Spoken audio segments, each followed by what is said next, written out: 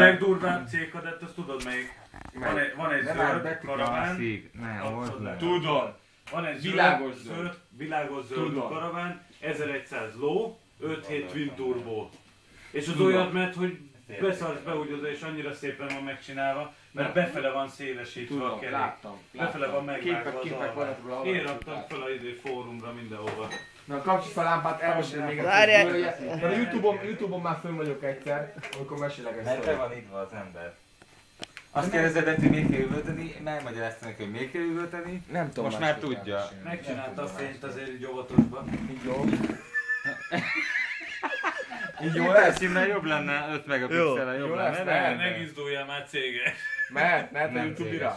Nem YouTube, YouTube-i. Te cső! Te cső! Te cső! Fogja magát a csávó. C-kadett, kupé. Robi nem tudja átadni. Szürke. Beígy a fogja a csávot C-kadettet, tényleg így van. Fogja. Rab. Ilyen tényleg.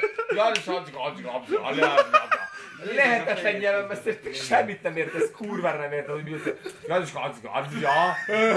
így rögnek vagy, rög, oké. C-kadett, ablak földet, tekerős, persze, mi a faszomnak. Nem volt benne egyes, anyád. Egyenes, ebben ezek az egyes is egyenes benne. Persze, elindul. 2, 3, így jönnek az egyenesbe. Nem tudnak az autók egyenesen menni. Lehúzva 4-et, lehúzva 4-et. És megforognak a végén. És megforognak. Nem is megforognak a faszba. És mikor szúrta az ötöst? Nincs ötös.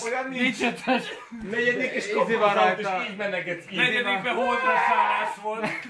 Dragmaster van rajta. Fogalmuk sincs, Dragmaster váltó van rajta, 4 hangos. Tényleg, én azt nem értem, Dragmaster ilyen 4 tényleg, tehát komolyan mondom. Van benne 2 szörösséget. Ja, azt hittem, hogy izé van rajta. Építenek egy ilyen autót. C18. Figyelj már, Ati. F10-es.